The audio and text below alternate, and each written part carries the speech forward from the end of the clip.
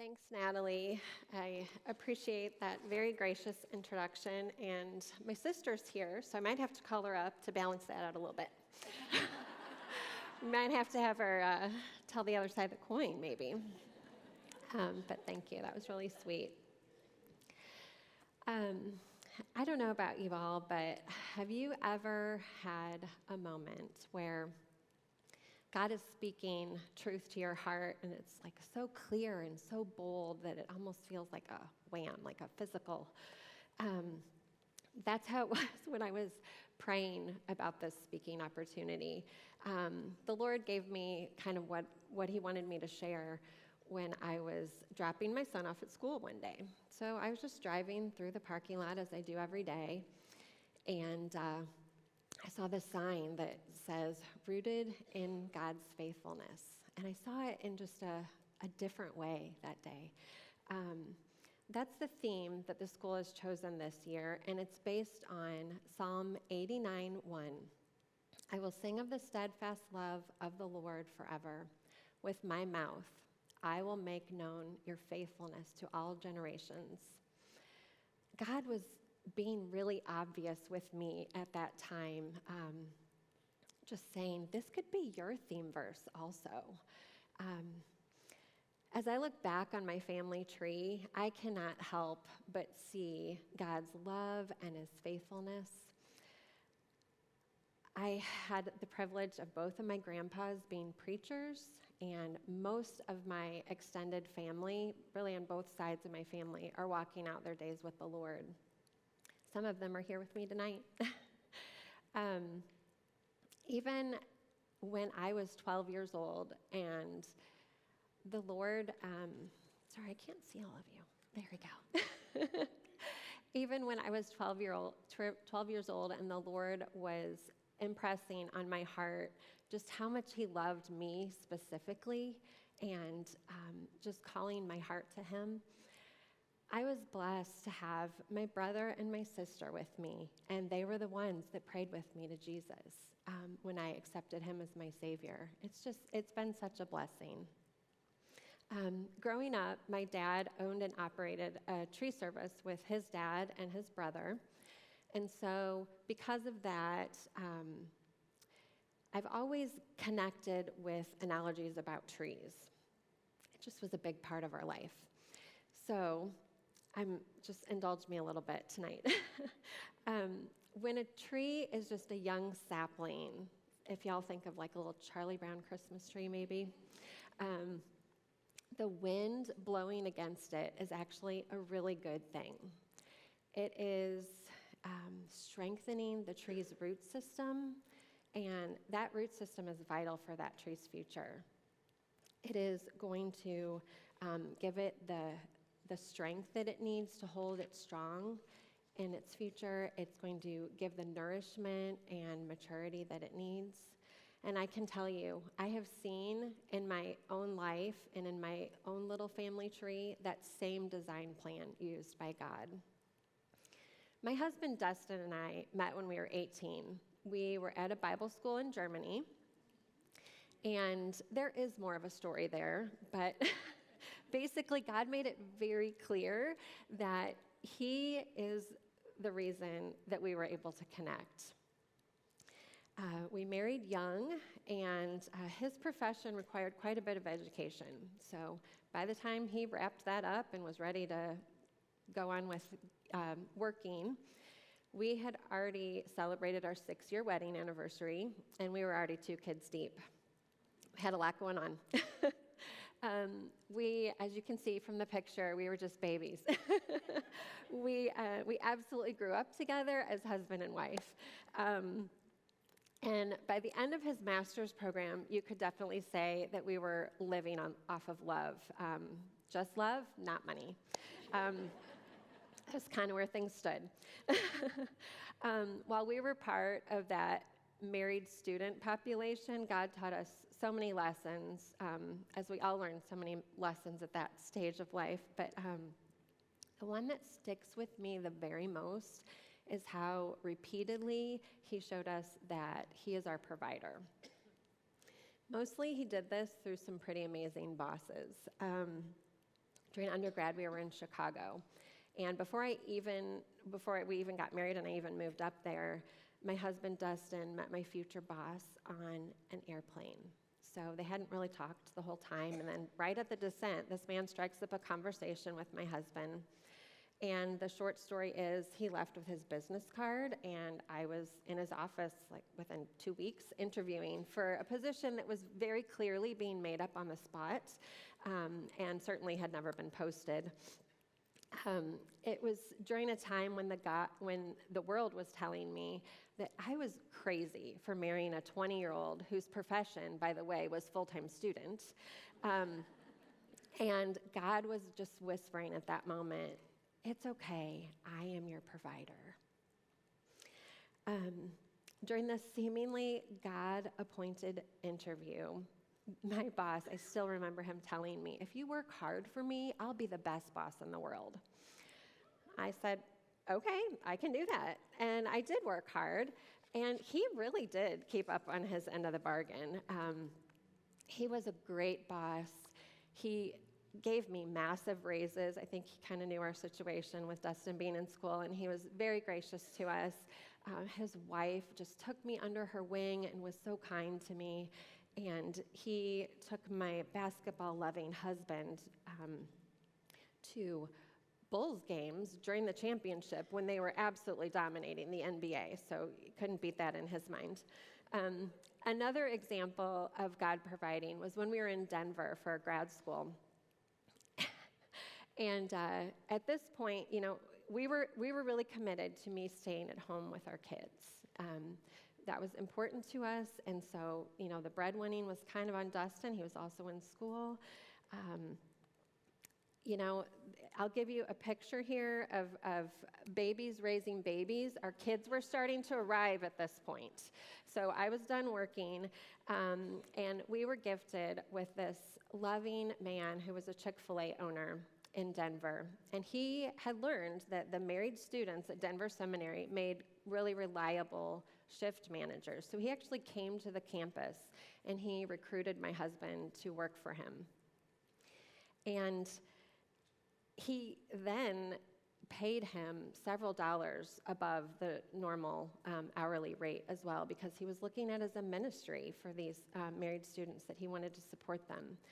So God just continued to whisper to us during this time of anxiety and how is this going to work? Nobody really has a real job. He was just whispering over and over, "You root your faith in me. You just worry about that. I am your provider." During this time, my Canadian-born husband was just partway through the green card process. Mom, I don't know if you remember this, but you called one Friday, and my mom had received at her house a letter for Dustin from the immigration office stating that it was time for our interview, an in-person interview. It was on Monday, so this was Friday. It was on Monday, and it was in Chicago, and yes, we lived in Denver.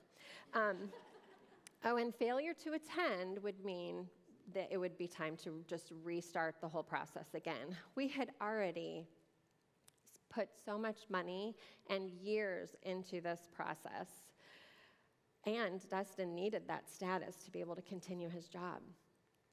We were lost. We didn't know what to do. This was the era of lots of paperwork, and every piece of paperwork required a pretty hefty fee that you had to put through and lots of waiting time. We had started the process in Chicago where there was lots of people doing the same thing along with us. It was a painful waiting process. So here they didn't process our change of address form. They didn't process our change of immigration office request form.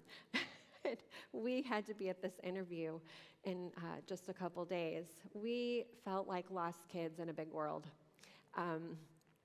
We didn't know what we were going to do. This was a moment where we felt these stress winds just blowing on our little sapling of a family. We decided in faith that we would pack up our baby and just drive the 17 hours to Chicago for the interview, that we needed to do that. So Dustin had to tell his boss, at the very last minute, I need a few days off. I got to go. And so his boss sat him down, and we thought, uh-oh. Well, he sat him down to tell him, don't worry, we've got you covered. And not only that, he gave him several $100s cash to just help with the gas money that we needed for this impromptu trip. We had no extra money. We didn't know how it was going to work. So it was a beautiful picture of God, and we were kind of like, okay, God, we're starting to get it. We're starting to get what you mean by the Lord will provide. That next season of life, really through present day, some of us are kind of slow learners. It was a time of learning from God.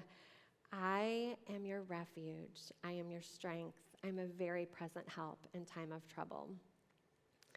Our family picture when our boys, you saw some pictures of when they were older, but our family picture when they were young was a little bit wild and crazy. Baby number 4 came when baby number 1 had just barely turned 6.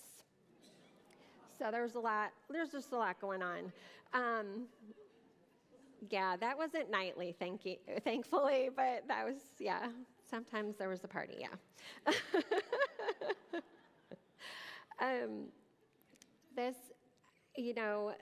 This was a time of survival for us. We felt completely outnumbered. We felt overwhelmed most of the time. It was just, survival mode, big time. We did a lot of things like an assembly line, so like haircut night, for instance. I would do 4 little buzz cuts and then do Dustin's hair just one right after another. We just made it work. Bath night, we'd run through bath time, and then we would just cut 80 nails of the little fingers and toes that lived in our house just to kind of get ready for the week on Saturday night. I don't even want to go into meal times because sometimes I'm still horrified by them. But it's okay. They're learning. It's a process.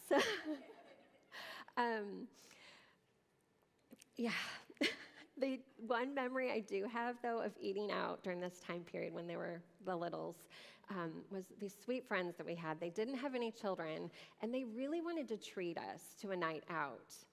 And so they innocently met us at Applebee's, the 6 of us, for a night out. It got a little stressful. Our kids didn't really have it down, the whole dining out etiquette, so we were trying to contain them as best as we could. And then, just as a bonus, one of the kids dumped an entire glass of ice-cold soda on baby number 4 in his pumpkin seat. So screaming and all the things for everyone that was around us. It was a good time.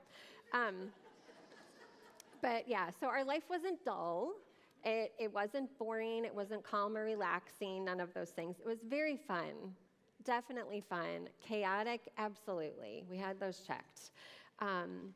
But it was also full of love. And I tell you what, God has been gracious because he kind of took some of those memories just right out of the memory bank.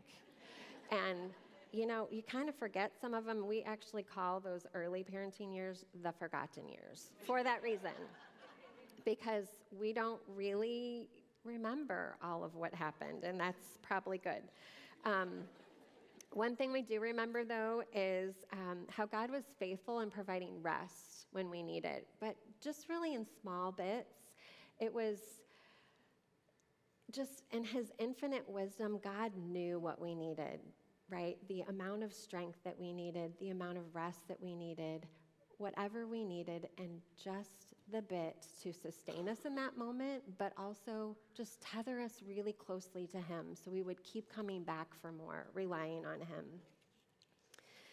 This was definitely just overall a season of stress and craziness. We felt those stress winds blowing on our little family all the time. We learned to just love each other really fiercely. You can see them just sweetly cuddled up.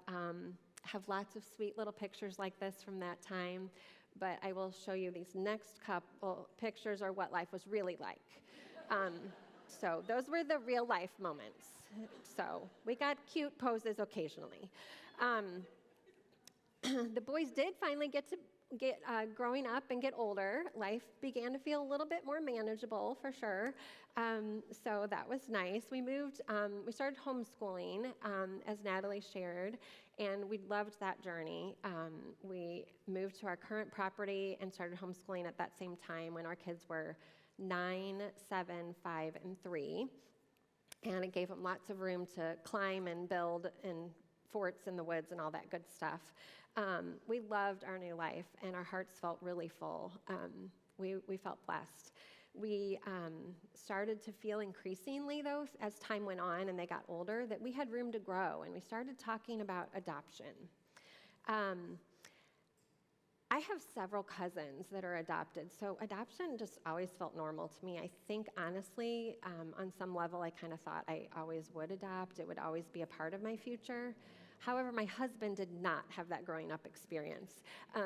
So, it needs to be spirit-led by both parents when you jump into something like this.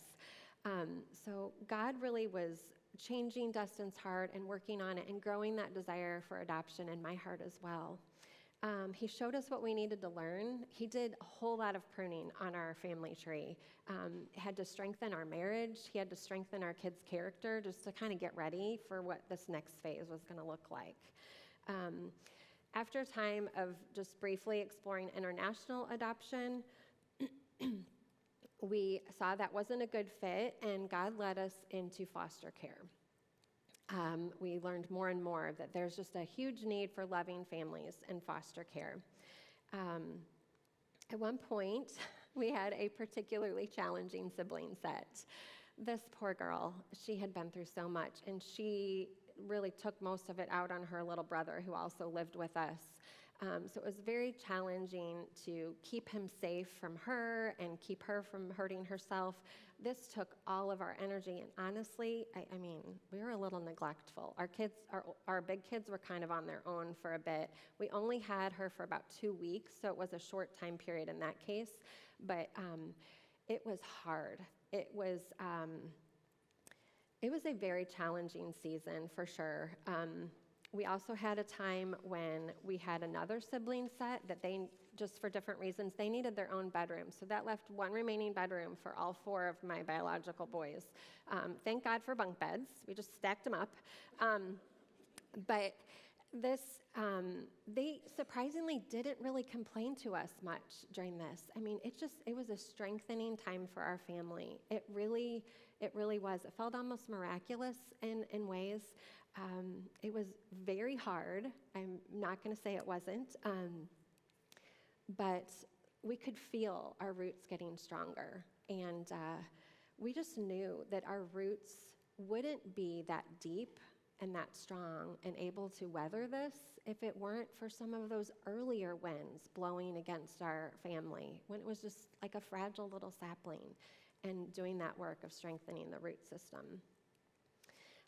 So after several of these kids came and went from our home, and lots of tearful goodbyes and all of that, we got this call about a newborn. At this point, we'd kind of said, we haven't adopted this many years doing foster care, and I don't think that's what God had for us. We think maybe he put this desire in our heart to lead us toward foster care, and we were okay with that. Well, this newborn comes along. They said he needed to be in the hospital for a couple of weeks because he'd had a rough start. And I was in the hospital that very next day after he was born, just cuddling him, his little less than 5-pound baby, and giving him some healing skin-to-skin time.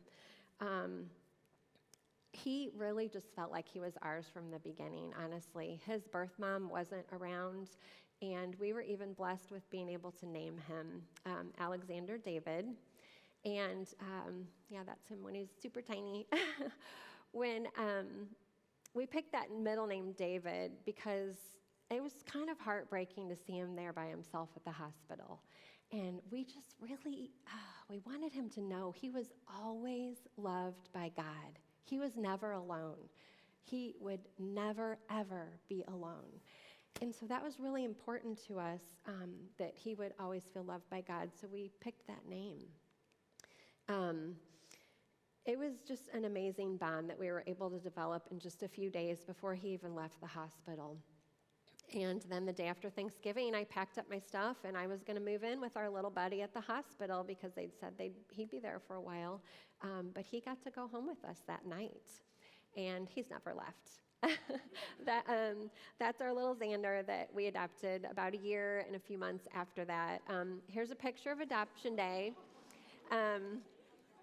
This is his big brothers that love him. And this was during COVID quarantine when the only thing we could do to celebrate the adoption was go for a family walk. So that's what we did. We were feeling, on this day, this is one of my favorite pictures, on this day our hearts just felt full. We just were so excited that he was finally a Bailey, it was official. And we felt blessed, but there was another storm that we were riding out at this very same time.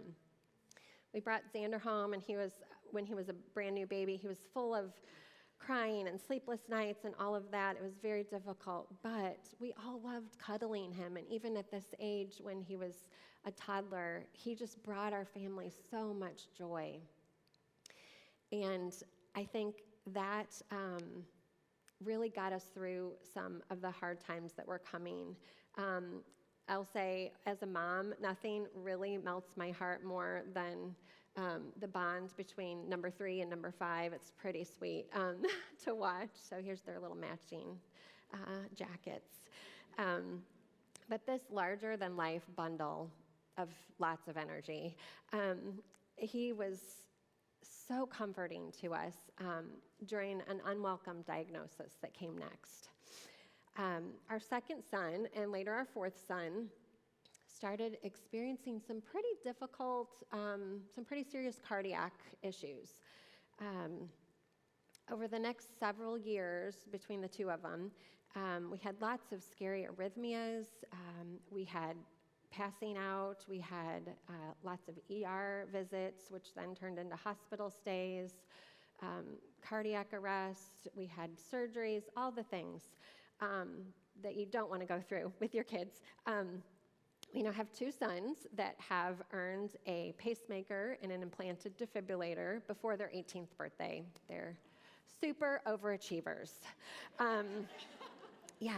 So we tried really hard, always, just as parents, to hold our kids with open hands. You know, they belong to God anyway, right? So we tried so hard. But I will tell you, in those moments when you're just hovering over your child, not sure if they're breathing, or when you're watching your little one, who's now big, being resuscitated, it does not feel like a, "Here, God," moment. It's a very close-fisted moment of, "Please don't take my boy." All of a sudden, wrapping those fingers tightly around that one that you love. And I did this back and forth a lot, opening, "Okay, God, I think I can do it," and closing again. Some of you in this room have been through this and know exactly what I'm talking about.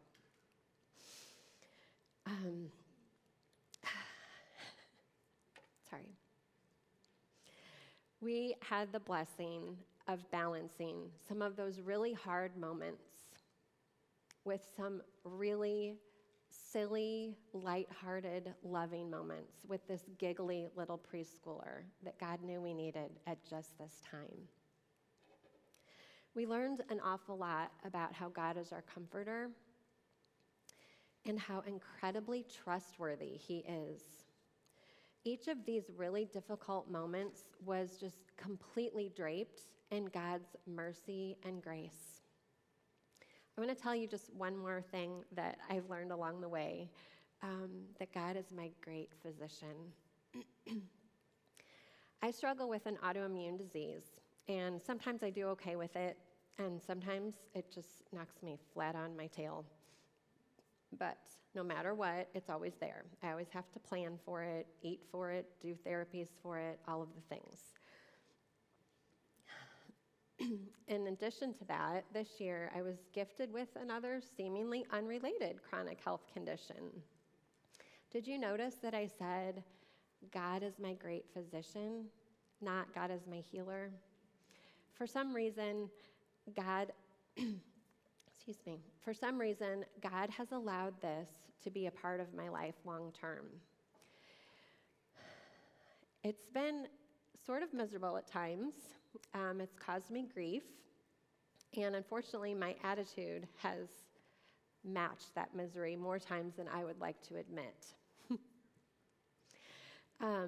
But through all of that, as God has sat right by my bedside, figuratively, as my compassionate physician, he's been loving me and caring for me. There's also been a great deal of pruning that has taken place on my heart in those moments, on those really hard days. I have learned a deeper love and sense of abiding with the Lord that I never would have gotten to without this illness being in my life.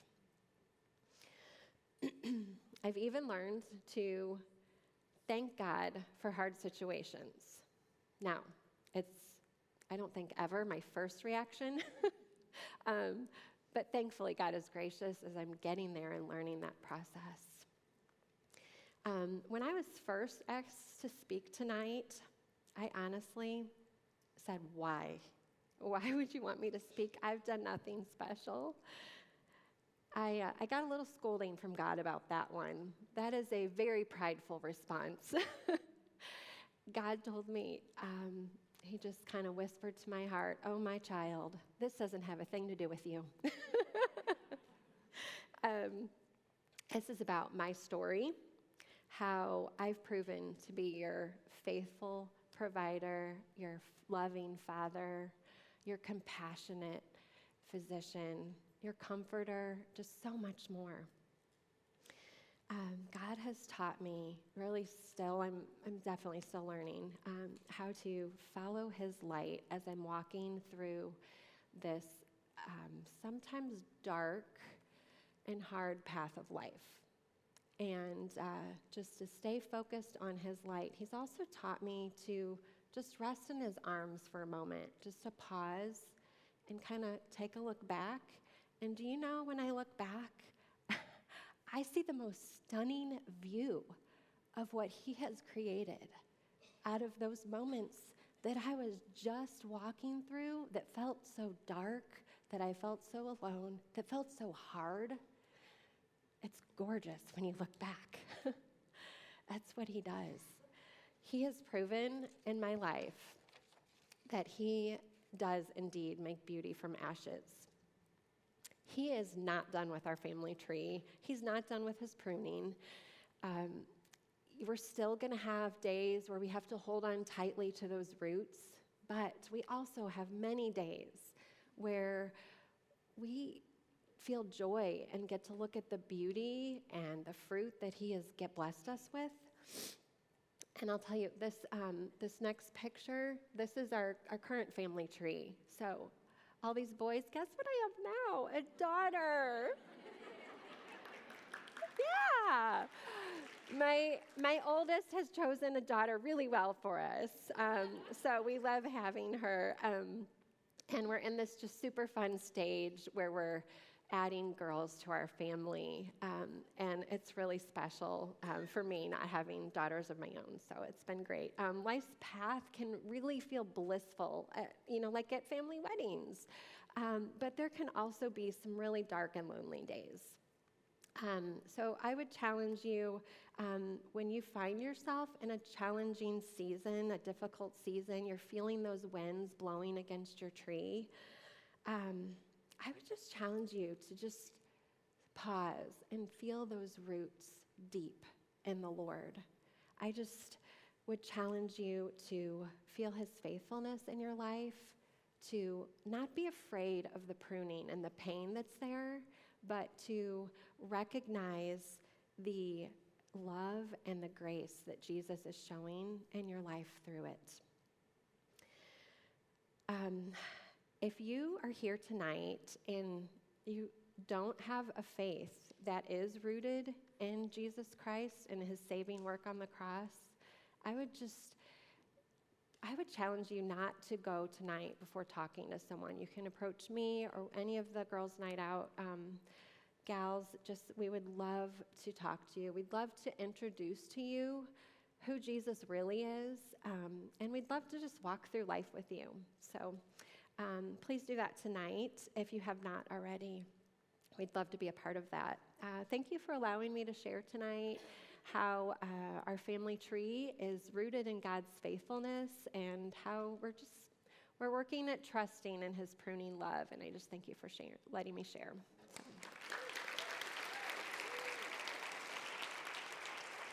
So.